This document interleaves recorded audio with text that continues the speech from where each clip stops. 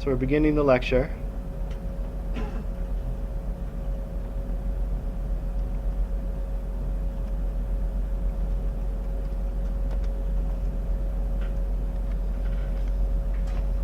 As I mentioned, this evening we'll be talking about ArcGIS Online. ArcGIS Online, we talked about it a bit already. ArcGIS Online is an ESRI hosted service that allows users to store data sets online. That's basically what people recognize it for, but it's a lot more than that.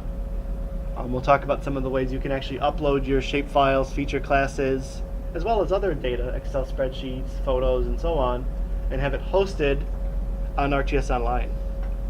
And then you can program against those feature classes just as you would with a local ArcGIS server instance. That actually is what enables us to have this course. I mean, we don't have ArcGIS server at UB, so we wouldn't be able to do this otherwise at all. So the content that you'll see when we do JavaScript API, and even if you watch the REST API video, you'll notice the URLs of the REST services that we were looking at were arcgisonline.com. Those were features both that I loaded myself as part of this class, or features as well as features that were provided for the world by ESRI.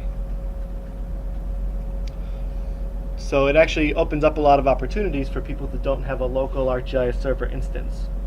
Though in essence, ArcGIS Online is just a massive implementation of ArcGIS server with added tools at ESRI's shop.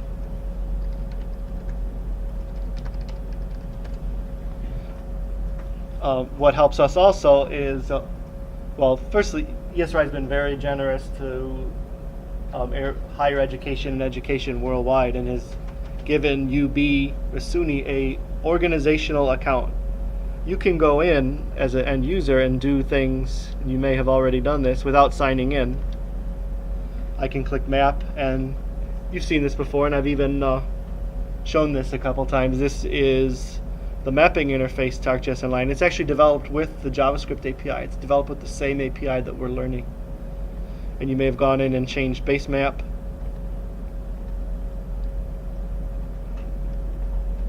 And so on. But there's not much I can do here. There's a base map, print, and measure until you sign in. And everyone has gotten their sign-ons.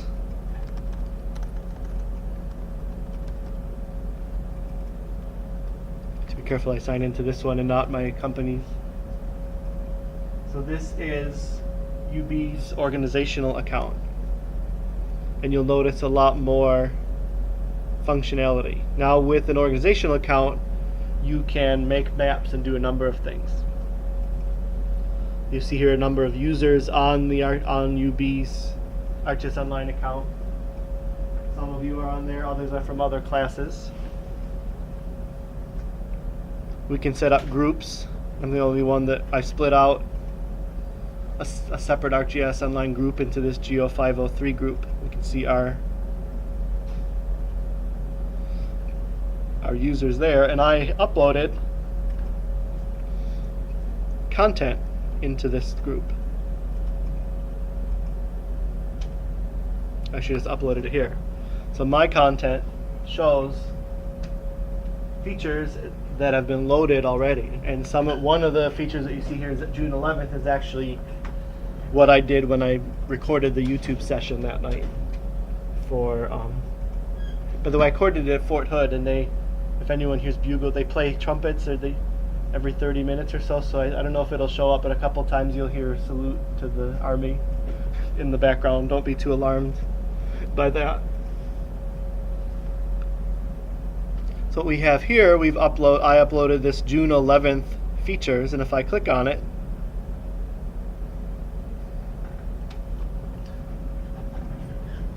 we have layers that were uploaded. So again, this is an end result of the uploading that happened that I did for the June 11th lecture. And we have a feature service of US states. So unlike the layers that are there for the whole world to see, these are restricted, and I can share features just within an organization.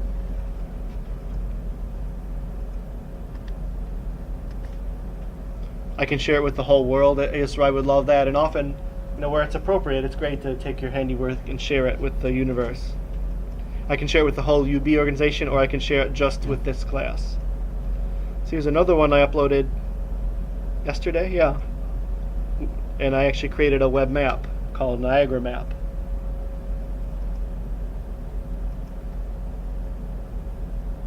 I uploaded this for a future lecture I was working on while I was stuck in the airport yesterday. So this is my own data. This is Niagara County's graciously let me use this for demo purposes. It shows some layers from Niagara County in ArcGIS Online, and because they've loaned them to me, they're only available within the class. It's an example of making your own ArcGIS Online map. And to tie this in with what we're doing later in the course, this is actually an automatically created a JavaScript API map in ArcGIS Online.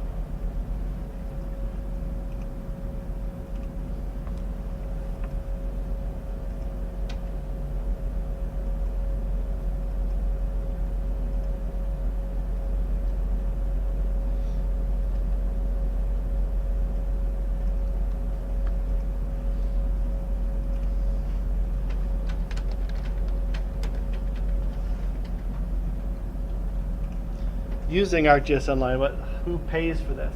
It's not free, although some of the charges are very reasonable. I'm going to bring up their site because it might be easier to read.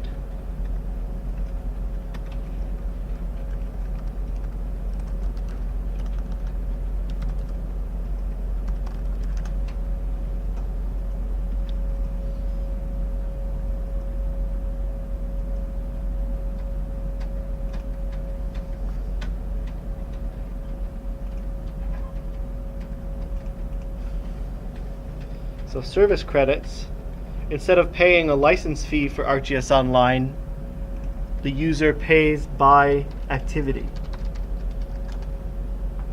And it used to be much less favorable. At first, you would pay by website activity.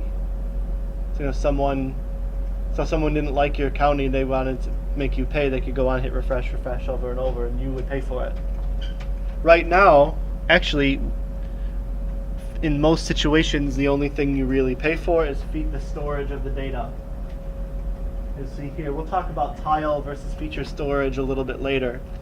Basically, tile storage is like Google Maps, where it just creates a bunch of squares with pre-canned images of maps. Or feature data storage, which is what we'll work with more in this course, is more actually storing the GIS features inherently. So, feature services storage, there's 2.4 credits per 10 megabytes. So 2.4 credits is not, and they come out to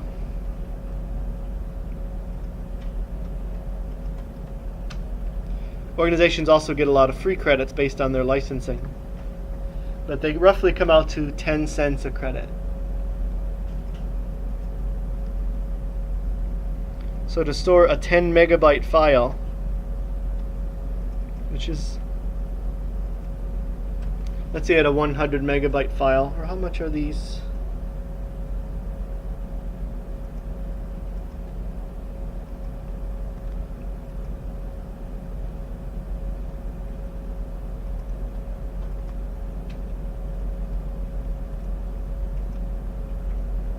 US counties and US states look like they're about 200 megabytes.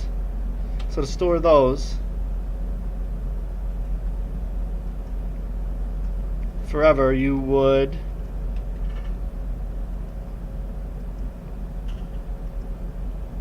there's 200 megabytes. That would estimate an annual credits of 576. So it costs $57 to store the states and counties, not counting the free allocation you get, which might eat up a lot of that. So in that sense, that's very, $57 a year to host is pretty reasonable. They really want people to get using it, is what it is. It's more, maybe not that bad for storing tiles, you can see here, but many of these other costs are things that you wouldn't necessarily use it for. Multi-vehicle routes, if you're routing a service calls, if you're doing routing, And even then, that's not terrible. 0.04 of a credit per route. So that's how ArcGIS Online gets paid for.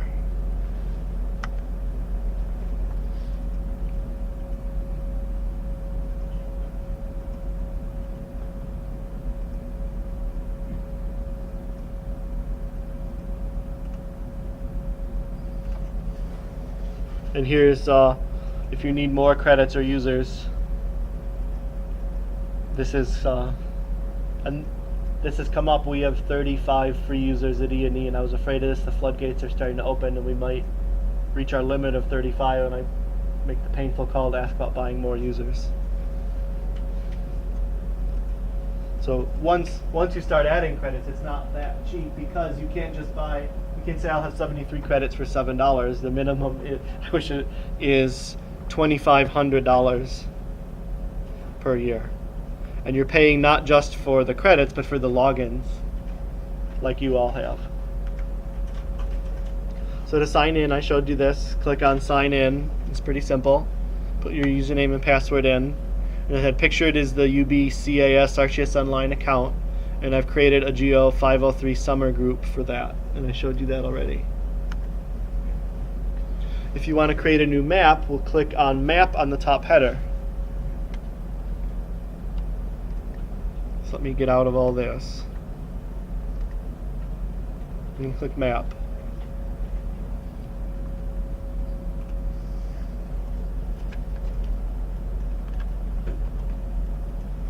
And I'm going to click New Map. I was already playing around with the Niagara map. So by default, it'll come up with this map of the world. We can change the base map as I've shown. First, I can hold the Shift key down and drag a box to zoom in closer to a particular location. I can click Base Map.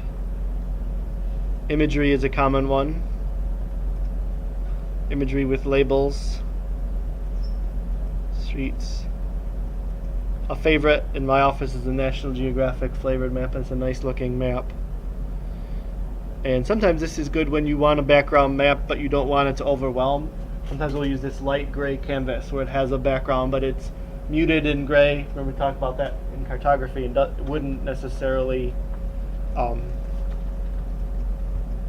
be too loud for your own base map that you'd be adding. Terrain with labels and so on. And so you can search on ArcGIS Online for a whole bunch of other base maps and maps. Like for example, US Topo as a base map. Back not too long ago, there were companies that would sell access to download topos easily. When this puts them out of business. But here you can add the USGS topo quads fairly easily.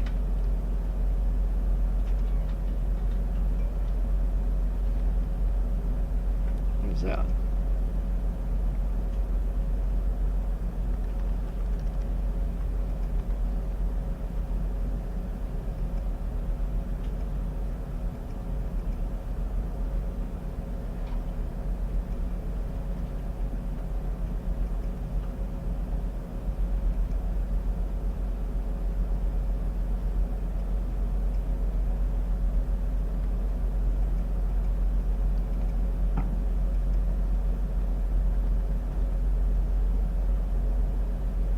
This is a cool. Oh, this is a cool one. A vegetation layer. Never actually seen that one before.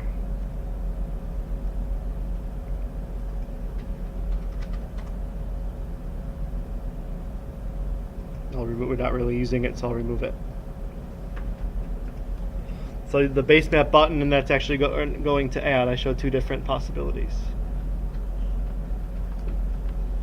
And I don't know if just to reiterate that, and search for layers, there's a number of different possibilities. You can only search within your organization. Search the web is probably the broadest net being cast. Then GIS server, ArcGIS. The web might give you a publicly available layer out there that's not on ArcGIS Online.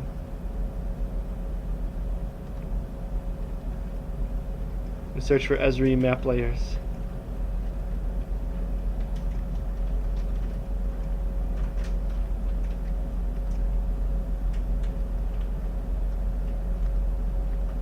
It's supposed to give you the option also to just do within map area.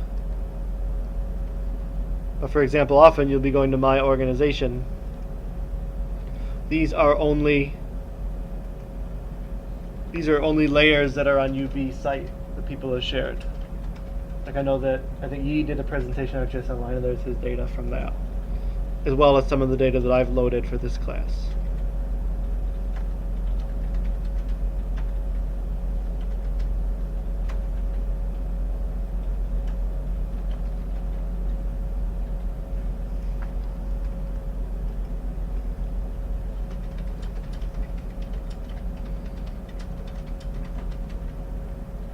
I'm going to go search for layers.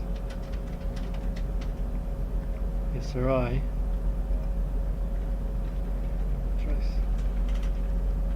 Oops.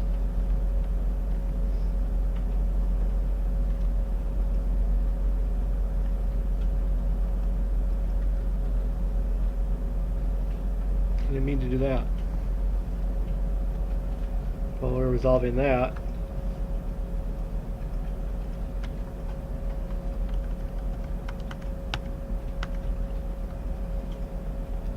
The next button just shows that the search can be, I already mentioned that on our own groups or internet-wide.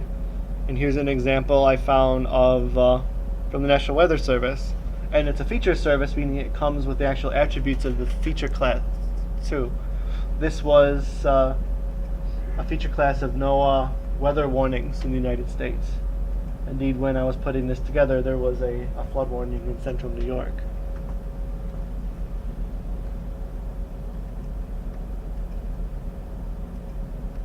Connect to E&E.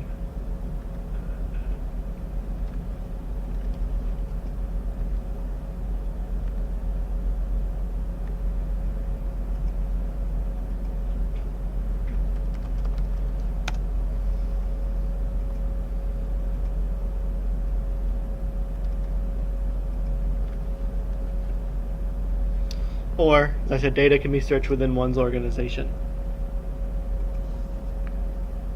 And here is states that I brought right from GEO503.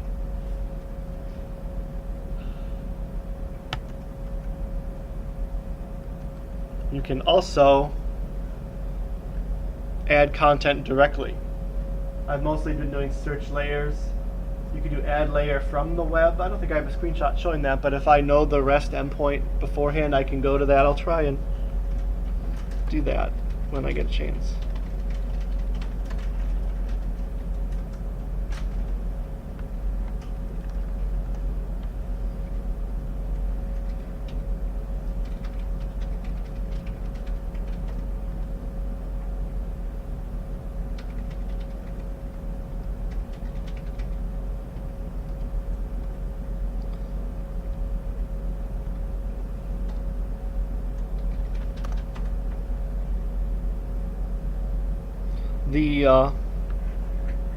Oh, they're not bad here. Let's say when I was doing this at home, my own states that I loaded were much slower than ESRI's layer. But here they don't seem to be that different.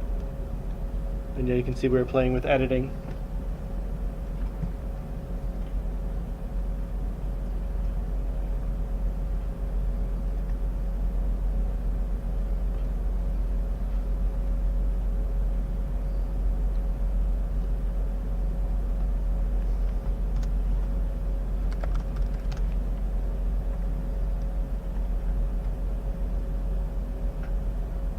So this is, I said we don't have ArcGIS server here, so I can't do much of it. This is one of my servers at work. You can see it's like I left I hope I didn't lock someone out, I left the map open. So here is the MXD. Remember I brought up that Niagara map earlier? This is the MXD I used to create that. And I just did File, Share As, Service. And I could overwrite this service now if I had made any changes. And I would just see how similar they are. this procedure is the same whether you're publishing to ArcGIS Server or publishing to ArcGIS Online. I can publish this to ArcGIS Online, or I can publish it to E&E's ArcGIS servers, one of our 2 servers that have ArcGIS Server 10.2 on it. But what I really wanted to show you in this was not that, but getting an endpoint. I can go into our catalog. I have under GIS servers, I have a connection to our own server at E&E. Actually, that's not the one I wanted.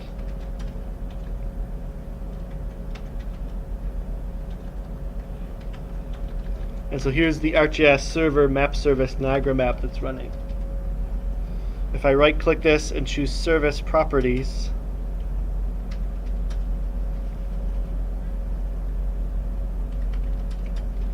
and I click on capabilities, parameters, mapping, we see a REST endpoint for this map service. I'm going to have to make a change because this is an internal REST endpoint, only resolvable on E&E's network. So I'm going to copy that, and I can click add layer from the web. There's a bunch of different things. You could add a KML file, a web mapping service that's not necessarily ESRI based. But I'm going to add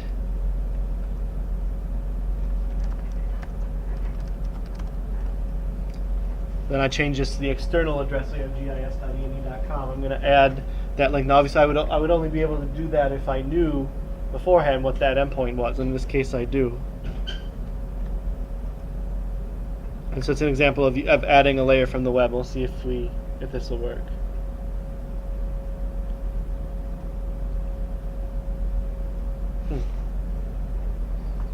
Oh, it's not on gis.ene.com. Sometimes if the organizational setting is set to only allow something to do with the SSL certificate. Yep, that can often be a problem. And the problem here is that's not on the server I said it was. But for a lot of our maps we have enabled HTTPS because we have some fairly sensitive. The big project we're using it for is looking for potential pitfalls along a proposed natural gas pipeline. So it's pretty sensitive. So we're taking extra precautions. You also have to, and Ben has a good point. Another thing you have to pay attention is how far you shared it. By default, it's not shared. So I've made that mistake a number of times where I go build a map, say to someone, "Oh, go check it out," and they can't see it because I never shared it with anyone. I think actually because I'm on VPN, not changing that address should work. Or it might not. Where does it get shared? Is this from an ArcGIS Online location or from an ArcGIS server location? Both, and that's where it gets tricky. You need to have the permission. That may involve the IT person, not the GIS person. The permissions on the server, but there's also an ArcGIS Online location, which I'll share momentarily.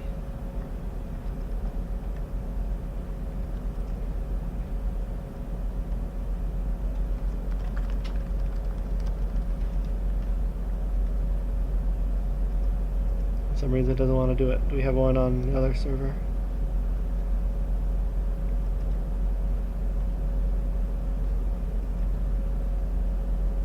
Don't want any of those.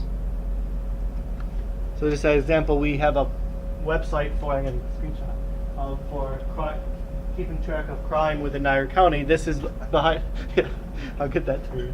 This has now been seen under the radar.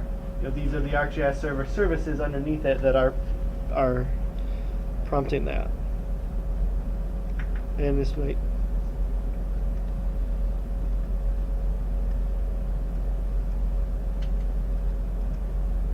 This one's okay because it's generic enough.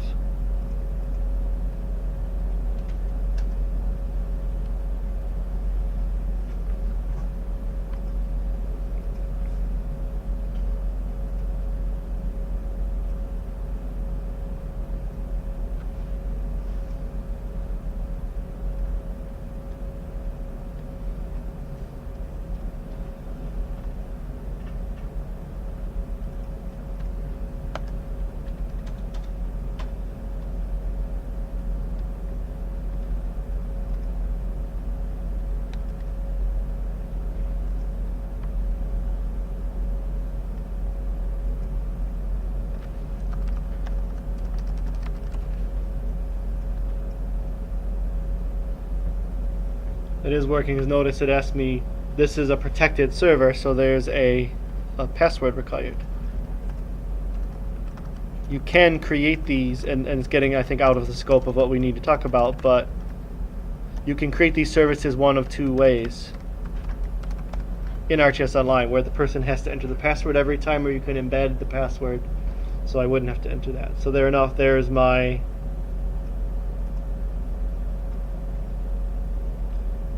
project area. So that's data coming from our ArcGIS server. It's potential bird survey sites in Allegheny County, I think, or Steuben County. That seems pretty. Is it Steuben? Yeah. Oh, it says right there. So that's a little bit less or more innocuous.